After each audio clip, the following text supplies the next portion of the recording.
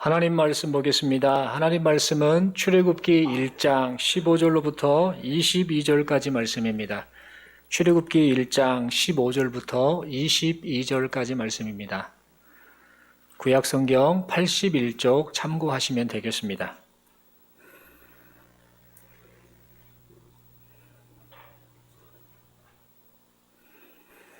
네, 우리 한 절씩 교독하도록 하겠습니다. 예굽 왕이 히브리 산파 시프라라 하는 사람과 부하라 하는 사람에게 말하여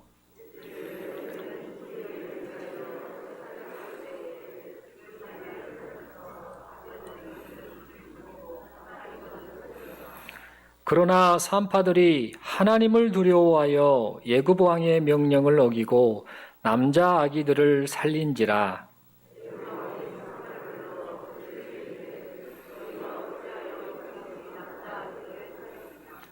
산파가 바로에게 대답하되 히브리 여인은 예굽 여인과 같지 아니하고 건장하여 산파가 그들에게 이르기 전에 해산하였더이다 하매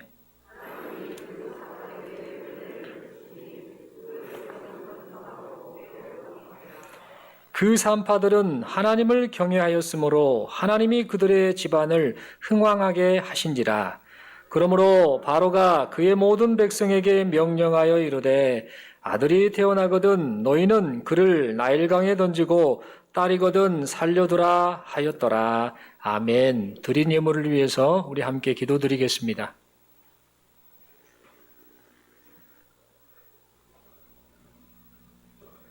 하나님 아버지 은혜를 감사합니다. 이 거룩한 주일 이렇게 함께 모여 하나님 앞에 예배 드릴 수 있도록 믿음을 주시고 환경을 허락하여 주시고 오늘 하루 이렇게 생명을 부여해 주심에 감사를 드립니다. 무엇보다도 이렇게 예배 드릴 수 있는 이 모든 것이 하나님께서 우리로 하여금 예수 믿는 믿음을 갖게 하시고 하나님의 자녀로 살게 해주셔서 이 모든 것이 가능한 줄로 압니다. 우리됨이 오직 하나님의 은혜입니다. 일평생 예배하며 하나님을 찬양하는 우리의 삶이 되게 하여 주시옵소서. 아버지 하나님, 하나님께 예배하며 이렇게 신앙 고백을 담아 하나님 앞에 예물을 드립니다. 이 예물을 기뻐 받아주시고 이 예물을 통하여 하나님의 나라가 확장되고 하나님 그토록 원하시는 생명을 살리는 일들이 나타나게 하여 주시옵소서.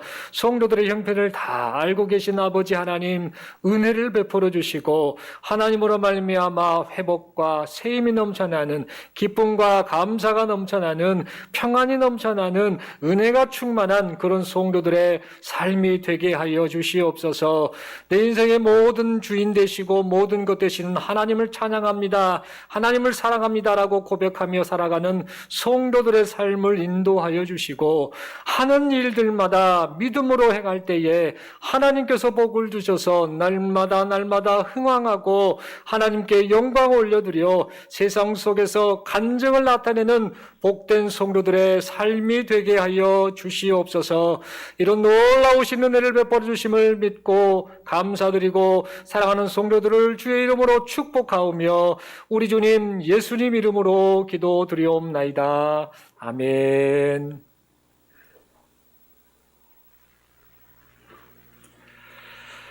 한 주간 동안 평안하셨습니까? 예. 한 주간 동안 주님의 제자로서 한 주간을 보내시고 이렇게 신실하게 살아오시고 또 온라인으로든지 이렇게 현장에 모여서 하나님 앞에 예배 드리시는 여러분들을 주님의 이름으로 축복을 합니다. 우리 먼저 이렇게 서로 인사하겠습니다. 주님의 제자로 사신 성도님을 축복합니다. 이렇게 인사하겠습니다. 주님의 제자로 사신 성도님을 축복합니다. 예, 환경이 조금 어렵고 또 코로나 여러 가지 상황, 경제적인 상황, 또 군사적인 이런 위협을 느끼고 참 힘든 상황입니다만 어떠한 환경 속에서도 우리는 예수님 안에서 하나님의 자녀가 되었고 특별히 우리를 제자 삼으신 주님을 생각하면서 우리가 힘있게 변함없는 신실한 신앙생활 하나님 앞에 하시고 또 하나님 나라 백성으로서의 그 영광을 누리시는 저와 여러분들 되시기를 간절히 소망합니다. 오늘 저는 하나님을 경외하는 사람 이 제목을 가지고 함께 말씀 받고자 합니다. 여러분 하나님께서는 인간을 너무너무 사랑하십니다. 그래서 하나님께서는 죄로 말미암아 영원한 저주와 사망에 떨어진 이 인간이 인간의 죄값을 대신 치러주신 예수 그리스도, 우리 주 예수 그리스도를 믿고 의지하여서 구원받기를 원하십니다. 그리고 그 결과로 이렇게 하나님의 열망을 따라서, 간절하신 그 하나님의 열망을 따라서 이 시간 이렇게 모여 예배드리는, 또 온라인으로 예배드리는 우리 모두가 구원받은 하나님의 자녀가 되었습니다.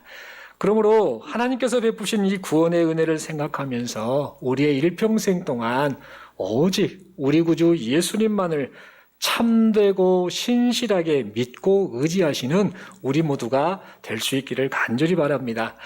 여러분, 우리가 예수님을 믿고 구원받은 하나님의 이 자녀가 되기까지 하나님께서는 참으로 오랜 세월 동안 이 구원 역사를 써내려 오셨습니다. 인간의 역사를 살펴보면요, 인간은 계속해서 하나님께 범죄하고 또 범죄했습니다. 그러나 하나님께서는 범죄한 인간을 구원해 주시려고 그 시대마다 인간의 역사 가운데 범죄함이 반복되었음에도 불구하고 그 시대마다 하나님께서 은혜로 사람을 부르셨고 사람을 세우셔서 그를 통해 하나님의 구원을 이루어 가셨습니다. 그리하여서 창세기 3장 15절의 말씀, 그 기록대로 내가 너로 여자와 원수가 되게 하고 네 후손도 여자의 후손과 원수가 되게 하리니 여자의 후손은 내 머리를 상하게 할 것이요 너는 그의 발꿈치를 상하게 할 것이니라 라는 인간 구원을 약속하신 이 말씀이 결국에는 우리 주 예수 그리스도를 통하여서 온전히 성취되었음을 우리는 알게 됩니다. 내가 예수 믿고 구원받고 이 은혜를 누리는 것이 하나님의 그 놀라우신 그 사랑과 그 오랜 세월 동안 기다려오시고 그 구원 역사를 이끌어오신 하나님의 은혜로 말미암았구나라는 사실을 우리는 깨닫게 된다라는 사실입니다. 여러분, 오늘 본문 말씀에 등장하는 이 이스라엘 민족, 이 이스라엘 민족은요, 이러한 하나님의 구원 계획을 따라서 형성된 그런 민족입니다. 그들의 조상이 누군가? 바로 아브라함이죠. 이스라엘의 이 조상 아브라함이 원래 어떤 사람이었는가? 본래 이 사람은 하나님을 몰랐던 사람입니다. 그는 다른 사람들과 마찬가지로 우상을 섬겼습니다. 하나님과는 전혀 상관없는 그런 인생을 살았던 그런 존재가 바로 아브라함이었습니다.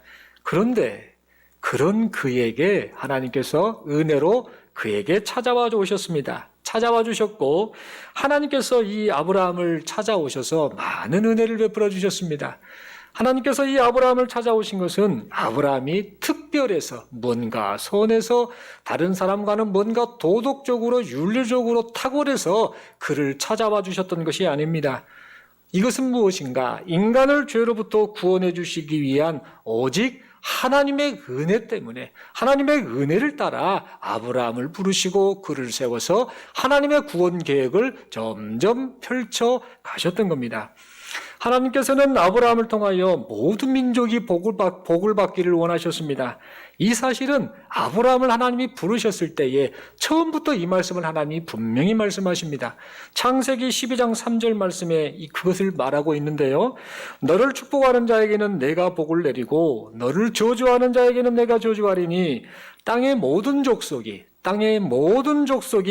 너로 말미암아 복을 얻을 것이라 하신지라 라고 그렇게 가르쳐 줍니다.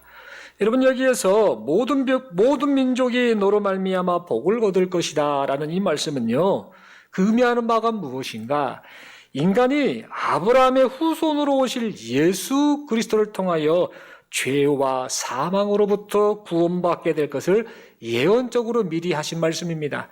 그러니까 복을 받을 것이다 그러면 부자가 되고 뭔가 형통하고 그런 개념이 아니라 복 중의 복, 사람이 가장 얻어야 할 복, 이것만이 나를 살릴 수 있는 가장 중요한 복, 곧 구원받는 일.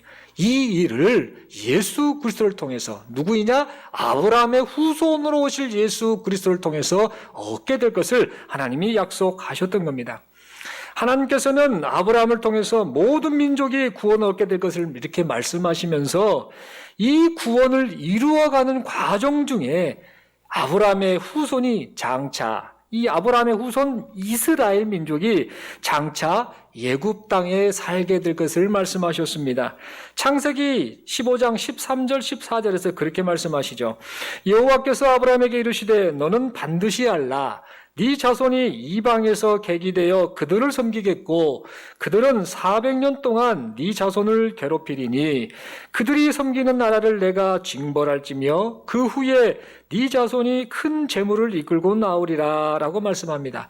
다시 말해 아직 있지도 않은 후대의 일을 먼저 아브라함에게 말씀하시면서 너의 후손들이 애굽 땅에서 거주하다가 핍박당하다가 있을 때에 내가 그 백성을 다시 가나안 땅으로 돌이키게 할 것이다. 돌아오게 할 것이다.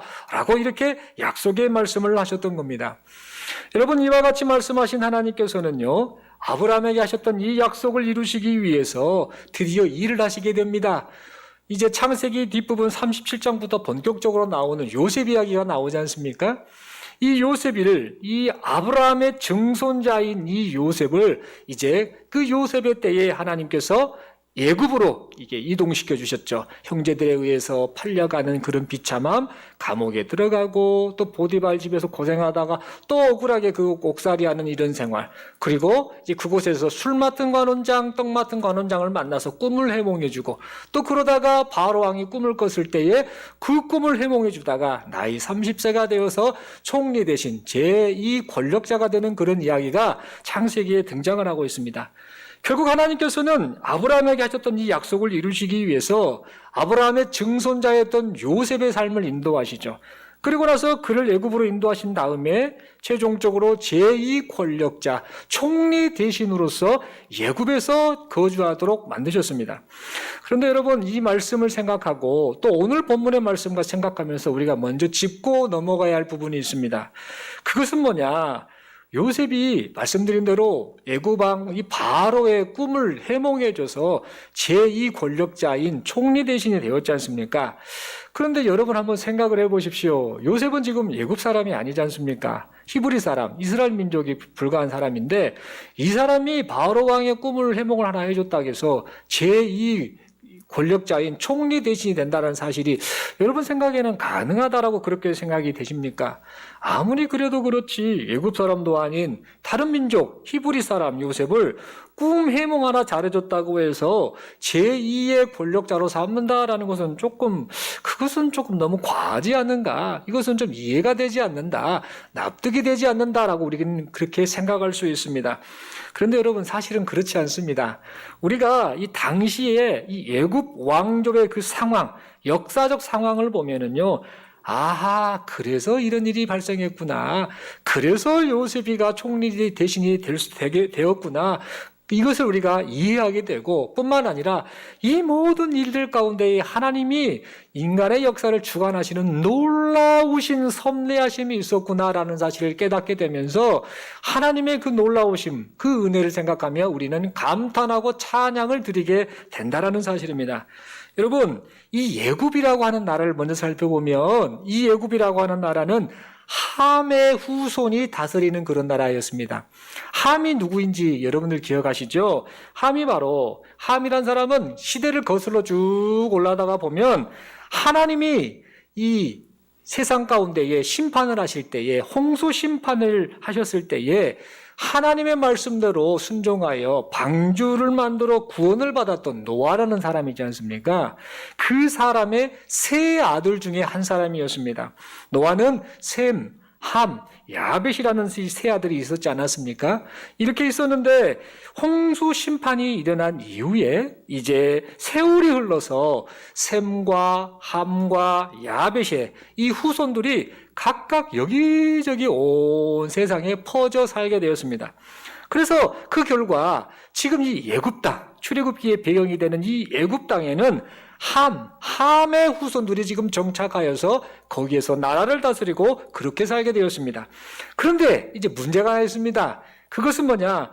이 창세기에 등장했던 요셉이라는 사람이 이제 애굽에 팔려가서 총리 대신이 되었을 때에 그때 그 무렵에는요, 함의 후손이 그 나라의 정권을 잡고 있을 때가 아닙니다.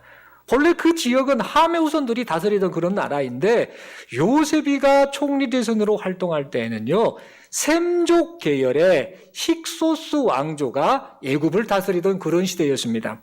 이런 상황이었는데 이때 때마침 셈족 계열의 이 왕이 애굽을 다스릴 때에 이상한 꿈을 꾸지 않습니까? 그 바로 왕이, 셈족 계열의 바로 왕의 꿈을 꾸는데 이상한 꿈을 보면서 마음이 너무 심란해하고 불안해하는 그런 상황이었는데 때마침 같은 셈족 계열의 이 요셉이가 이 바로 왕의 꿈을 해몽해 준 것입니다. 그러니까 너무나 반가웠겠죠. 이러한 상황 속에서 이 셈족 출신 바로 왕이 무슨 생각을 했을까 우리는 좀 상상을 해보아야 합니다. 지금 함의 후손들이 지금 나라를 다스리던 그곳에 셈족 계열, 힉소스 왕조 그 사람들이 들어와서 지금 나라를 통치하고 다스리고 있는데 언제 어떻게 다시 함족 계열의 그 사람들이 정권을 다시 찬탈할지 모르는 이런 위협 속에 있는 상황입니다. 그런 상황 속에서 늘 경계하고 조심하고 나라를 잘 다스려야겠다 이렇게 생각하는 과정인데 심란하게도 이상한 꿈을 꿔버린 겁니다. 아유, 이거 어떻게 하면 좋나? 이제 온 세상에 기근이 온다고 하는 말까지 들으니 어떻게 하면 좋을까? 불안해하는 그런 상황이었던 겁니다. 그런데 때마침 같은 셈족 계열의 요셉이가 와서 꿈을 해몽해주고 지혜롭게 행동하니 이보다 더 반가울 것이 어디 있겠습니까? 그래서 이 바로 왕, 셈족 계열의 이 바로 왕이 바로 그 자리에서 요셉을 등용해서 제2 권력자로 세우게 되었다라는 겁니다. 참 이런 역사적 상황, 당시의 상황을 보면서 야, 하나님께서 이 요셉이라고 하는 사람을 통해서 이 이스라엘 민족을 구원해낸 이 일을 하기 위해서 역사적 상황을 전부 다 다스리고 계셨구나라는 사실을 우리는 깨닫게 된다라는 겁니다. 결국에는 이 요셉이가 예굽에 이렇게 이제 제2 권력자로 등용이 되면서 이제 그의 아버지 야곱과 그와 함께한 가족 70명이 예굽에 와서 살게 되었습니다. 이 모든 것이 아까 살펴보았던 창세기 15장 13절 14절 하나님께서 아브라함에게 하셨던 그 약속 그대로 지금 하나씩 하나씩 실현되고 있었던 겁니다.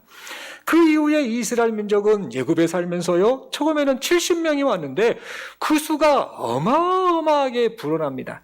출애굽기 이제 그 당시를 보면 대략 한 250만 명 정도의 인구였다라고 그렇게 추측들을 하는데 70명이라는 사람이 긴 세월을 거쳐 250만 명이나 되는 그 민족으로 번성을 하게 됩니다. 이 모든 것이 하나님의 놀라우신 섭리 가운데 있었음을 보게 됩니다. 여기까지는 좋았는데 그런데 문제가 발생합니다. 어떤 문제인가? 바로 오늘 본문에서 말씀하는 그런 문제입니다. 오랜 세월이 흘러서 이 예굽의 정치적 상황이 지금 큰 변화를 맞게 된 겁니다. 예전에 이 함의 후손들이 다스렸던 그 나라를 셈족 계열의 힉소스 왕조가 지금 요셉이 활동할 때에 그 정권을 잡았다고 말씀드렸는데 시간이 흐른 이후에요, 이 셈족 계열의 힉소스 왕조가 쫓겨나게 됩니다. 그래서 본래 함의 후예들이 다시 애굽의 그 정권을 잡게 되는 그런 상황이었습니다. 이 함의 계열 종족들이 이 애굽을 이제 정권을 잡게 되자 무슨 생각을 했겠습니까? 이제는 다시는 이 나라를 빼앗기지 않으리라, 이 정권을 빼앗기지 않으리라, 이런 마음을 품지 않았겠습니까? 그런 마음으로 이 투투모스 1세로 추정되는 그 바로 왕이 그런 결심을 하면서 나라를 잘 다스리고 자신의 그 정치력, 자신의 그 권력을 유지하려고 하였습니다. 그런 가운데서 나라의 상을 쑥 살펴봅니다. 살펴보니까 눈에 띄는 그런 민족이 있습니다. 바로 셈족 계열의 이스라엘 민족의 그 숫자가 어마어마하게 많았던 겁니다. 그래서 이런 생각을 합니다. 아, 큰일 났다.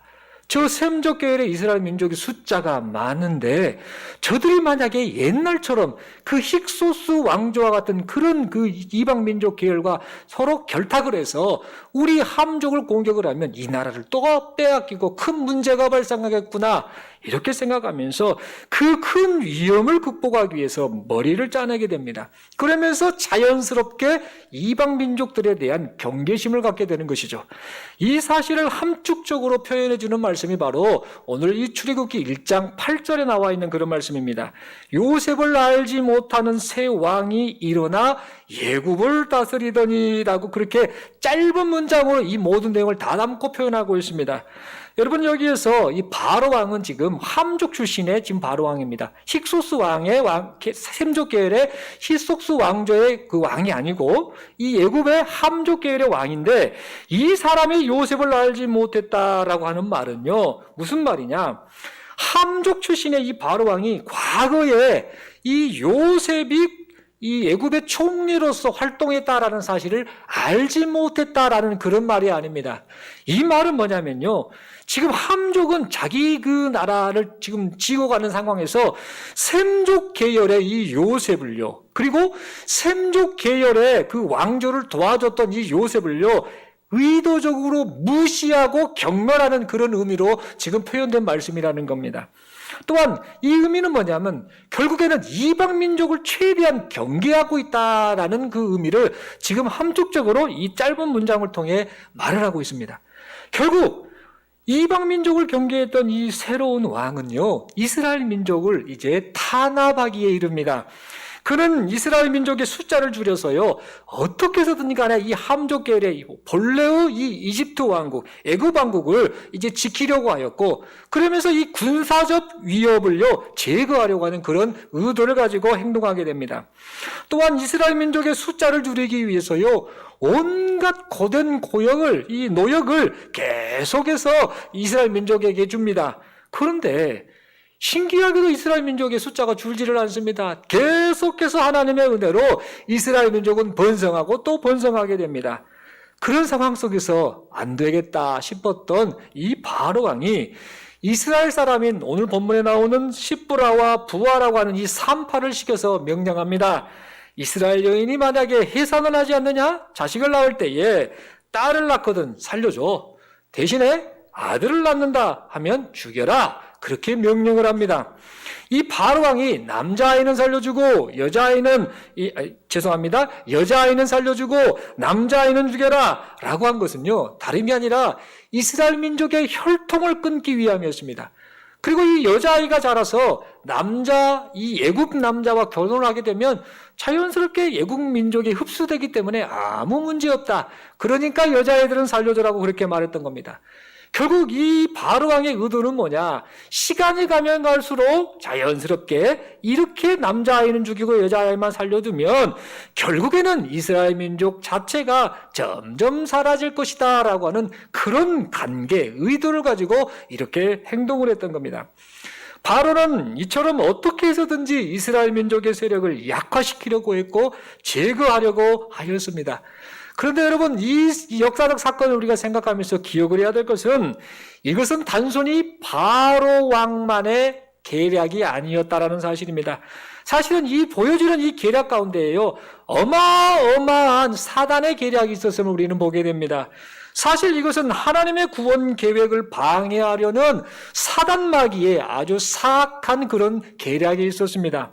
아브라함의 후손인 이스라엘 민족, 그리고 장차 아브라함의 후손으로 오실 예수님을 통해 이루어 가시는 하나님의 구원 계획을 지금 사단마귀는 정면으로 방해하는 그런 그 짓을 하고 있었던 겁니다.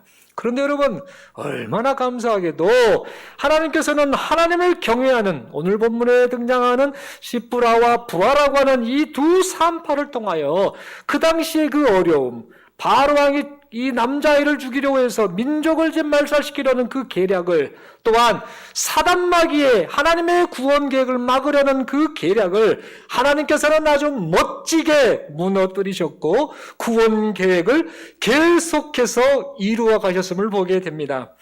여러분, 오늘 본문에 등장하는 이 두 산파는요, 하나님의 명령을 거역하는 것이 생명을 잃을 수도 있는 매우 위험한 행동인 줄 알면서도 바울왕의 이 명령을 거역하였습니다.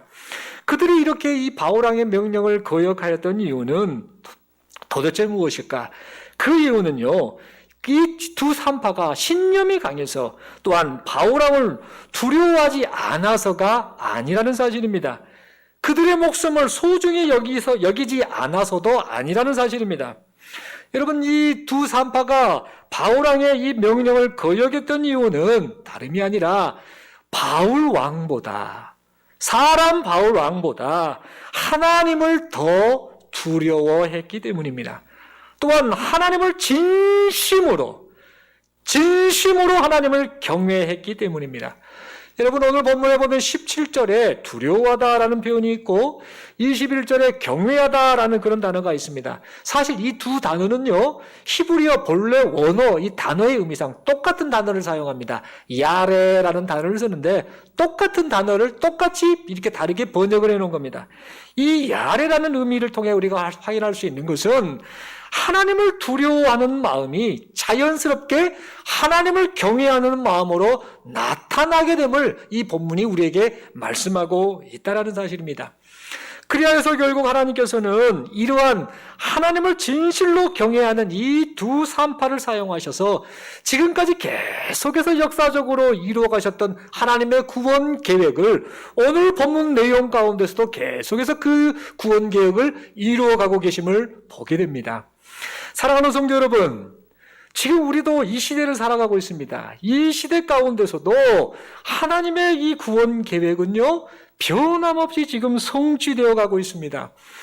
예수 그리스도의 십자가 고난을 통하여서 인간이 구원받을 수 있는 길이 열렸습니다. 인간의 구원에 이르도록 지금도 성령 하나님께서 하나님의 말씀으로 효력 있게 부르셔서 예수님만이 나의 구주이십니다라고 믿고 고백하여서 구원을 얻게 하시는 일들이 계속해서 일어나고 있고 지금 이 순간에도 일어나고 있습니다. 그리고 이 놀라운 이 구원의 일, 하나님의 그 구원 계획을 이루는 일을 우리 주님이 다시 오실 그날까지 여기 모인 우리를 통해서 성도들을 통해서 지금도 계속해서 이루어가고 계신다라는 사실입니다.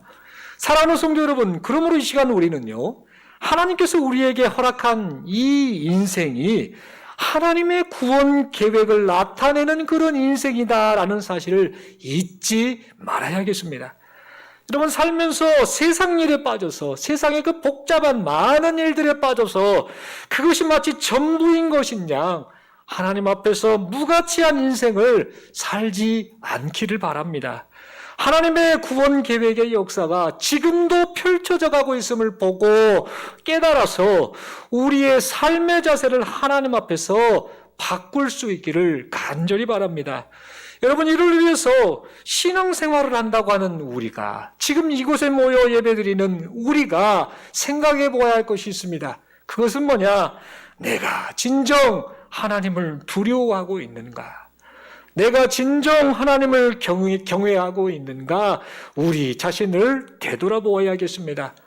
혹시 입술로는 하나님을 두려워하고 경외한다라고 말버릇처럼 입버릇처럼 그렇게 하는데 실제 우리의 삶 속에서는 하나님을 두려워하고 경외하지 않고 있지는 않는지 우리 자신을 되돌아보아야겠습니다. 혹시 하나님을 두려워하는 마음이 없이 하나님을 진실로 경외하지 않은 채 신앙생활을 하고 있지는 않는지 우리 자신을 되돌아보아야겠습니다. 여러분, 앤드류 마리아가 쓴 이야기 속에 담긴 진실이라는 그 책에요, 아주 독특한 이야기가 하나 등장합니다. 그 이야기는 다음과 같습니다. 어느 날 사탄이, 이 마귀가 자기가 거느리는 이 거짓 예언자들 가운데 한 명에게요, 아주 엄청난 이 명령 지시를 내리게 됩니다. 어떤 지시를 내렸는가? 네가 저 마을로 내려가서 하나님이 죽었다고 믿도록 사람들을 좀 설득시켜 봐라. 그렇게 하고 와라 라고 그렇게 명령을 내립니다. 그래서 이 거짓 예언자가요, 이 사단 마귀의 명령대로 마을로 내려가게 됩니다. 그리고 마을을 두루루 다닙니다. 이 집 저 집 이 골목 저 골목 다 다니면서 사람들의 그 행동 거지를 자세히 유심히 살펴보았습니다. 그렇게 보던 이 거짓 예언자가 갑자기 시간이 얼마 되지 않았는데 곧바로 사단에게 돌아와서 보고를 하게 됩니다. 사단이 놀랍니다. 왜 이렇게 빨리 왔어? 하면서 도대체 왜 이렇게 빨리 왔는지를 궁금해하면서 그 사람에게 묻습니다. 그래, 하나님이 죽었다라고 믿도록 사람들을 어떻게 설득시켰느냐? 이렇게 물었습니다. 그러자 이 거짓 예언자가 대답을 합니다. 제가 하나님이 죽었다라고 말할 필요가 전혀 없더라고요. 이렇게 말을 합니다. 왜 그러냐면요, 제가 가만 보니까 마을 사람들이 말로는 하나님을 믿는다라고 하는데 실제로는 그들이 하나님이 없는 것처럼 행동하며 살고 있었습니다. 제가 보기에 그들의 생활 자체가 하나님은 죽었다라고 이미 말하고 있어서, 이미 그들이 그렇게 말하고 있어서 이렇게 빨리 돌아왔습니다라고 그렇게 보고하였다라는 그 이야기가 있습니다. 사랑하는 성도 여러분, 참 이 이야기를 생각해 보면요, 참 많은 생각을 해보게 됩니다. 여러분, 교회는 하나님을 두려워하는 성도들의 모임입니다. 형식적인 어떤 눈에 보이지는 그런 존재들이 아니고 정말 보이지 않으시나 살아계신 하나님, 그 하나님을 두려워하는 그 성도들의 모임이 교회입니다. 교회는 하나님을 진심으로 경외하는 사람들의 모임이 바로 교회입니다. 그렇다면 여러분, 교회 공동체를 모여 함께 예배하는 우리는 지금 하나님을 두려워하고 하나님을 진심으로 경외하고 있는지 스스로에게 질문을 좀 던져보았으면 좋겠습니다. 여러분, 신앙생활이 무엇이라고 여러분 생각을 하십니까? 오랫동안 신앙생활을 해왔지 않습니까? 해도 좀 늘 부족한 것 같고 늘 고민하고 이런 것들을 반복하는데, 여러분들이 생각하시기에 신앙생활이 무엇이다라고 생각을 하십니까? 성경을 많이 배우고 열심히 섬기고 봉사하고 모임에 열심히 참여하고 또 예배 안 빠지고 이러한 것들이 여러분 보시기에 신앙생활이라고 생각을 하십니까? 물론 이러한 것들이 신앙생활에 있어서 반드시 중요한 요소들이기는 합니다. 그러나 우리가 잊지 말아야 할 것이 있습니다. 그것은 뭐냐?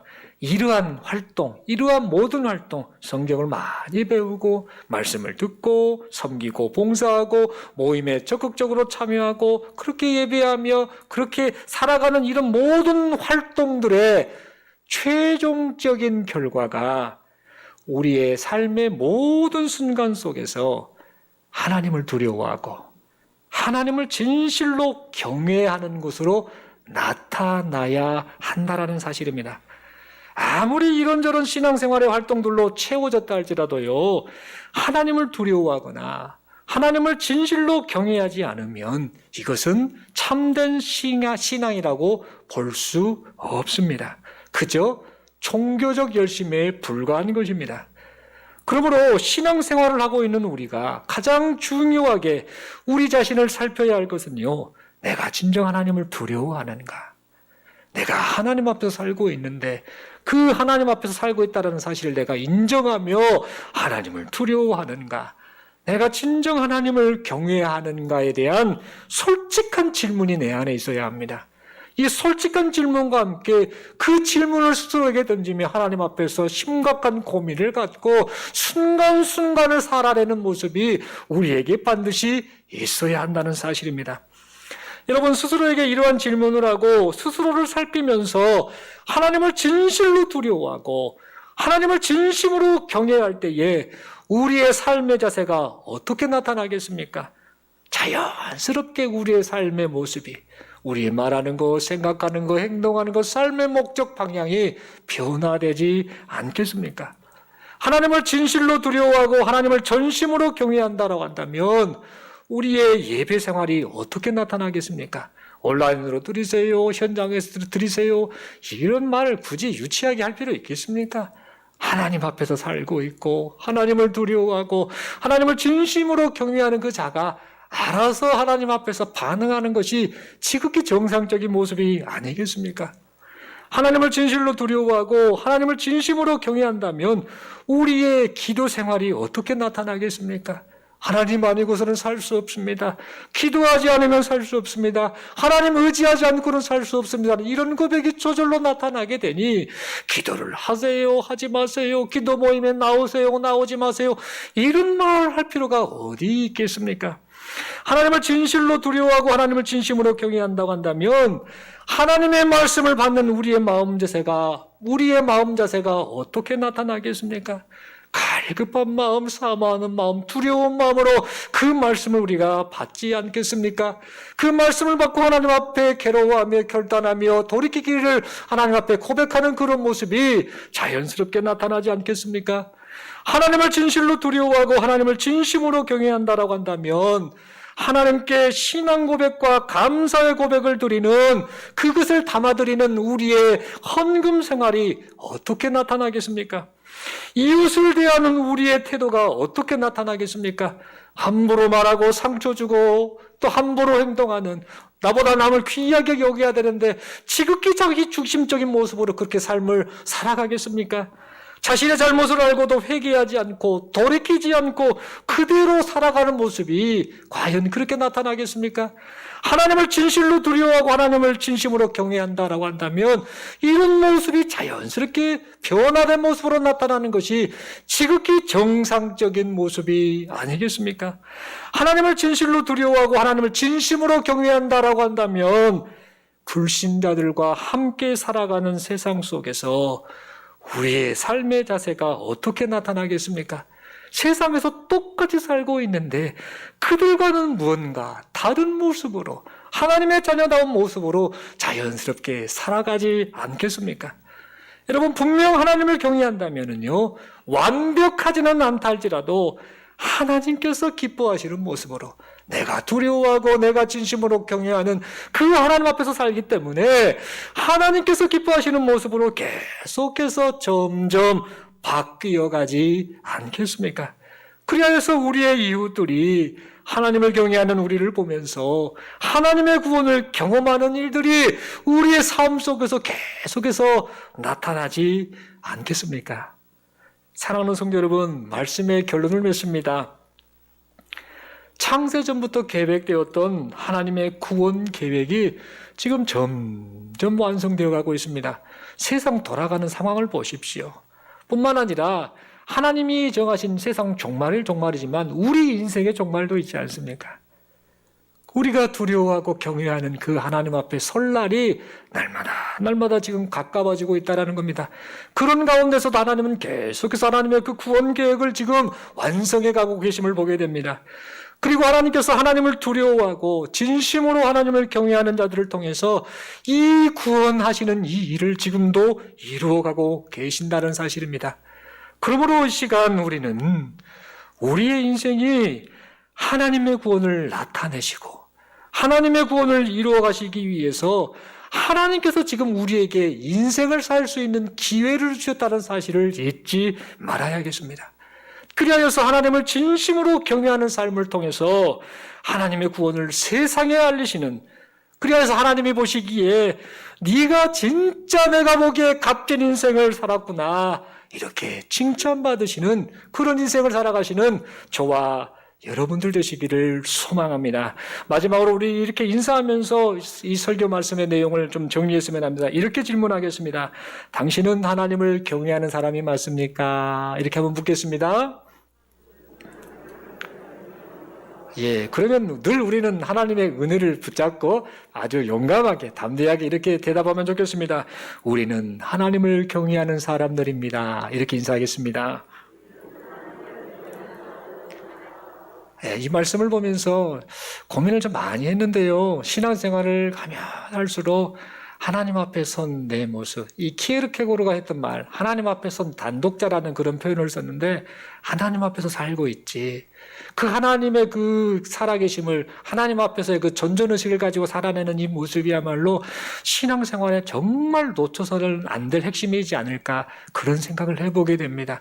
이 하나님을 두려워하고 경외하며 살아갈 때에 자연스럽게 우리의 삶이 인간을 구원하기 원하시는 그 하나님의 뜻에 부합된 인생을 살아가게 되지 않을까 생각하면서 바라옵기는 우리 모두가 하나님 앞에 살아계신 하나님을 인정하고 그 하나님을 두려워하고 하나님을 진실로 경외하면서 그렇게 신앙생활을 해 나아가시는 저와 여러분들이 될 수 있기를 간절히 바랍니다. 성령 하나님께서 지금도 우리를 이렇게 인도하고 계시고 변화시켜 주신 줄로 믿습니다. 기도드리겠습니다.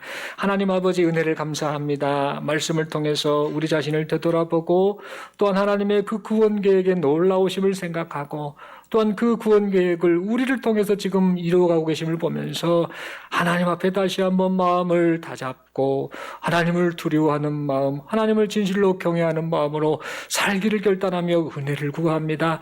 우리 심령을 어루만지시고 우리의 신앙생활 삶 가운데서 늘 하나님 앞에서 살고 있다라는 그 믿음 고백 가지고 인생을 살아가는 우리 모두가 되게 하여 주시옵소서. 성령 하나님께서 이렇게 살게 하심을 믿고 감사드리오며 우리 우리 주님 예수님 이름으로 기도드리옵나이다. 아멘.